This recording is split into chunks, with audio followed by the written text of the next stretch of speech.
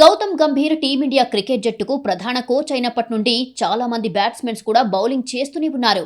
Gambhir magic ఇప్పుడు middle order batsmen Shreyas Iyer పై కనిపించింది. ప్రస్తుతం జరుగుతున్న బుచ్చిబాబు టోర్నీలో అయ్యర్ బౌలింగ్ చేస్తూ కనిపించాడు. కేకేఆర్ ఆల్రౌండర్ సునీల్ నరైన్ తరహాలో బౌలింగ్ చేశాడు అయ్యర్.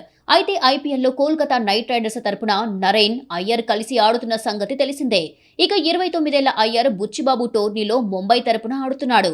అయితే నరైన్ లాగే అయ్యర్ మొదట బంతిని దాచిపెట్టి ఆపై విసిరాడు.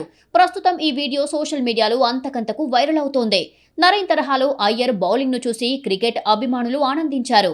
ఇప్పుడు భారత జట్టులోనూ నరైన్ లాంటి బౌలర్ కొరత ఉండదని సోషల్ మీడియా వినియోగదారులు కామెంట్స్ చేస్తున్నారు. ఇదిలా ఉంటే ప్రస్తుత భారత జట్టు విశ్రాంతిలో ఉంది. ఇలాంటి సమయంలో భారత ఆటగాళ్లు దేశవాళీ క్రికెట్ ఆడుతున్నారు. అయ్యర్ త్వరలో దులీప్ ట్రోఫీలోకి అడుగుపెట్టనున్నాడు. గ్యాప్ తర్వాత భారత జట్టు తరపున శ్రీలంక టూర్లో ఆడిన అయ్యర్ ఫ్లాప్ అయ్యాడు.